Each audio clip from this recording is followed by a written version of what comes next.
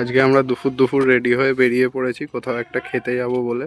কোথায় যাচ্ছ খেতে আজকে? এখনো জানি না, দেখা যাক। আজকে ওয়েদারটা কিন্তু খুবই সুন্দর, আকাশটা মেঘলা হয়ে আছে। এইসব ওয়েদার কিন্তু ডে আউটিংয়ের জন্য একটা বেস্ট ওয়েদার। চলো এখন বাইকটা বের করে নিই, দেখা যাক আমরা কোথায়।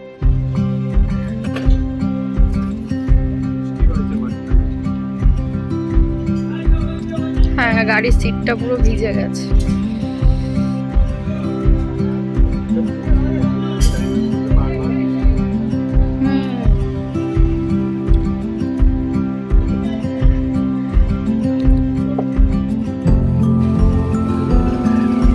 বাড়ির সামনে একটা অনেক বড় দুর্গা পুজো হয়, অলরেডি প্যান্ডেল অনেকটাই রেডি হয়ে গেছে, তোমরা দেখতেই পাচ্ছ।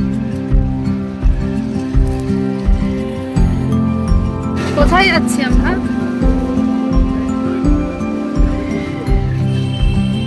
আজকের ওয়েদারটা কিন্তু খুব সুন্দর।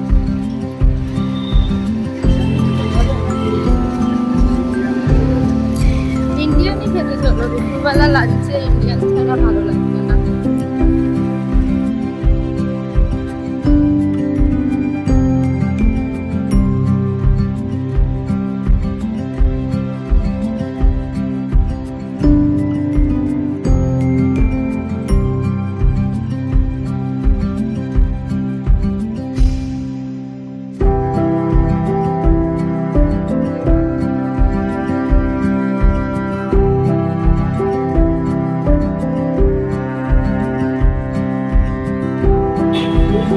সবাই এখন এখানে খেতে চলে এসছে শোলে কিচেনে। চলো চলো ভিতরে চলো। হ্যাঁ চলো, সামনেটা খোলা পাবো।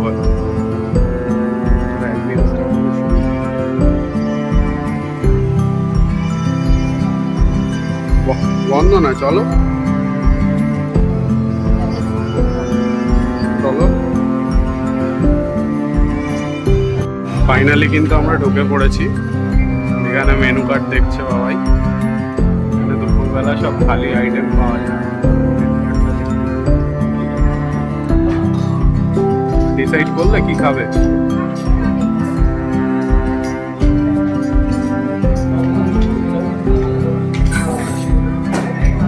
চলো আমরা ডিসাইড করে নিই, খাবার আসলে তোমাদের সাথে।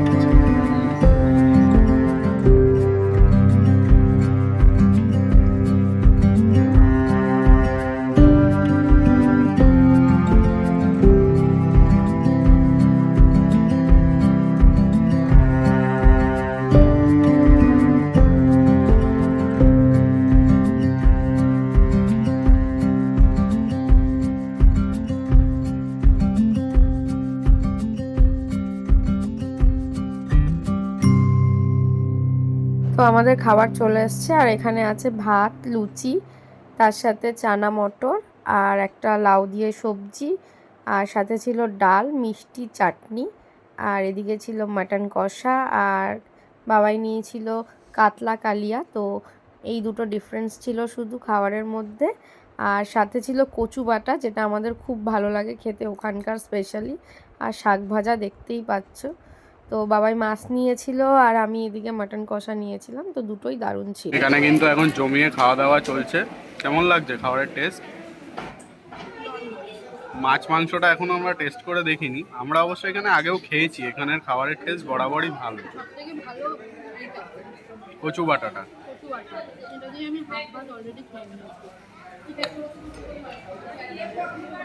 এসে আমাদের গরম গরম বেগুনি চলে এসেছে।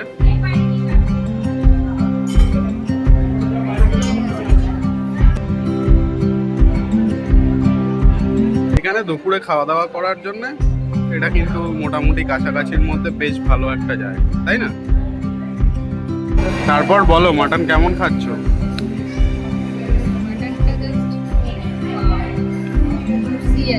লাল লাল, একদম সফট নরম মাটন।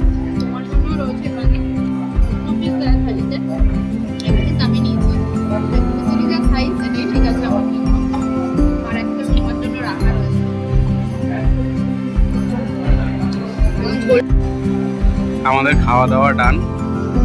সব থেকে স্পেশাল পার্ট হচ্ছে ডেজার্টটা। কি খাচ্ছ? কেমন লাগলো এখানে খাওয়া দাওয়া করে? খাওয়ার পরে সব থেকে ভালো জিনিস হচ্ছে ডেজার্টটা যেন ভালো হয়, তাহলেই খাওয়াটা কমপ্লিট মনে হয়। আর আমাদের আইসক্রিম খেতে খুব ভালো লাগে। তাহলে নেক্সট টাইম আবার এখানে আসবে তো খাওয়া দাওয়া করতে?